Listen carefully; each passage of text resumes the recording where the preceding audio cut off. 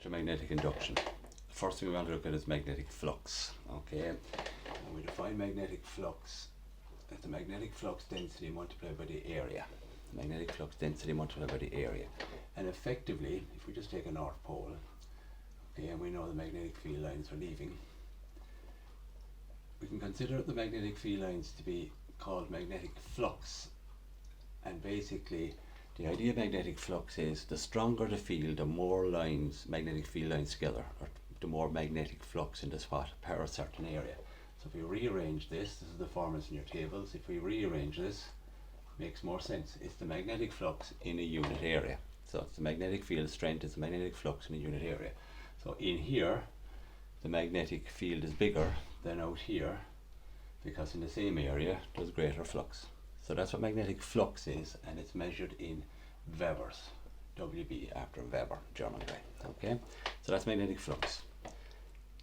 It's another way of looking at the strength of a magnetic field. So we have magnetic flux and we have magnetic flux density. Okay, magnetic flux density, remember, we define in terms of the experimental result here, and we write it as B is equal to F over IL, rearranging that. That gives us magnetic flux. This is not acceptable as a definition for magnetic flux density. This is your definition for magnetic flux density. Okay, so that's where we're at. Magnetic flux and magnetic flux density. Right, so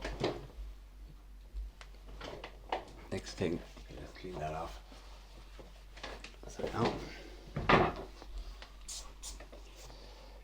and we want to look at electromagnetic induction, or EMF. Okay, the EMF induced, right? So we know a voltage, we need a voltage in a circuit for current to flow. Okay, so it's the energy supplied per charge. So we need a voltage in the circuit. Now here we have a circuit, right, with no power supply. So we have a galvanometer. The galvanometer measures a small current. Now remember,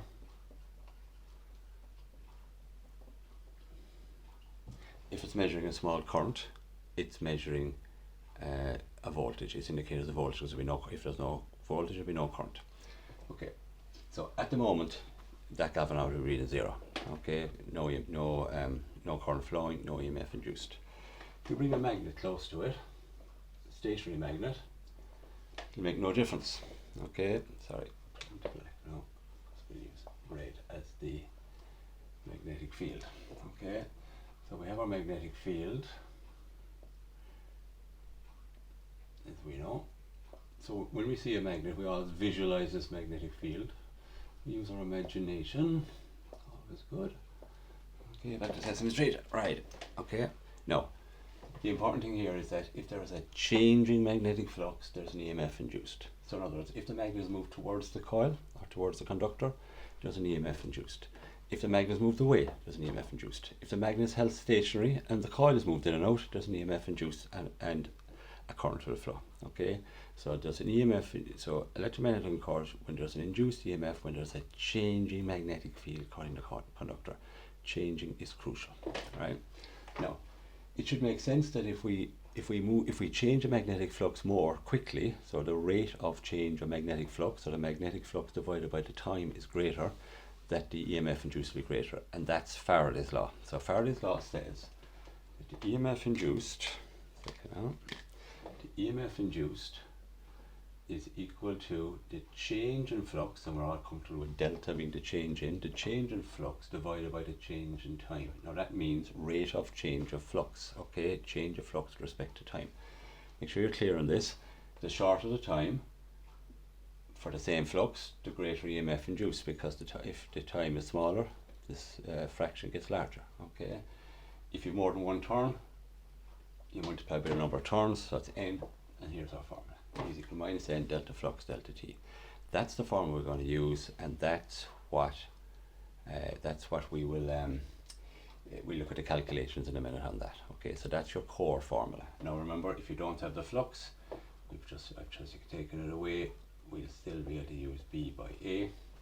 Okay, to get the flux, And if we don't have the time, we're back to our magic formula, V is equal to S over T, velocity is distance over time, but we look at those in calculations in the next section. Okay, we look at those in calculations in the next section. So the crucial point is rate of change of flux. So an EMF induced if there is a rate of change of flux cutting the coil or cutting the conductor. That's the crucial point. We have to keep thinking of that. Now, we're going to look at one of the experiments for Lenz's law that will show up later on in a demonstration, and it's in your notes, but we want to look at it, okay, in terms of the principle of conservation of energy. Okay, that's my cursor, of course.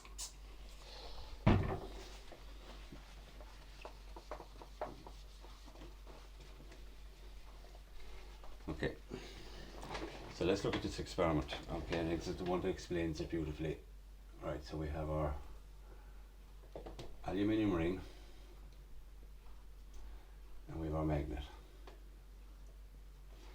Okay, now as we bring the magnet in, okay, we'll put our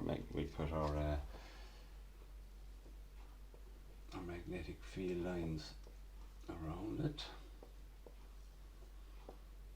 Okay, as we move in, the aluminium ring, which is on a string, okay, there's a changing magnetic flux cutting the conductor. Remember, aluminium is not itself magnetic, so there's a changing magnetic flux cutting the conductor, and an EMF is induced. If an EMF is induced, current flows. So an EMF is induced, current flows in the circuit. So now we have basically a current carrying conductor here, which will have its own magnetic field. It has two choices. It can be a magnetic field with a north pole here. This is case A.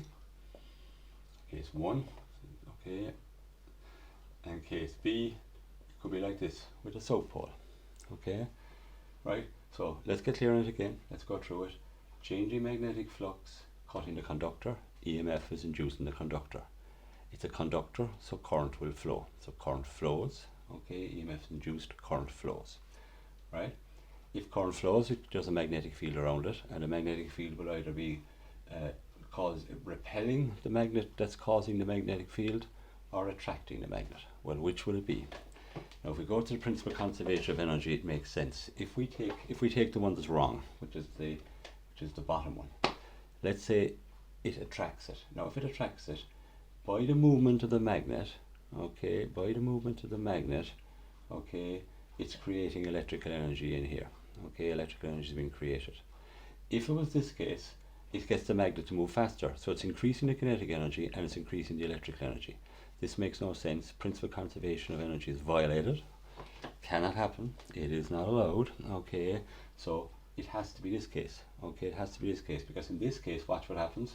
The kinetic energy, because the electric field setup will oppose the motion, okay, it will cause the kinetic energy to get less, and it will create electrical energy. So the kinetic energy is being converted into electrical energy, which is fine. Okay, that's the principle of conservation of energy holds. Whereas in this case, you will be increasing the kinetic energy and increasing the electric energy, not allowed. So Lenz's law is actually a special case of the principle of conservation of energy. If you're ever asked that, it's almost easy to explain why the incorrect situation, which is the bottom one here, cannot happen.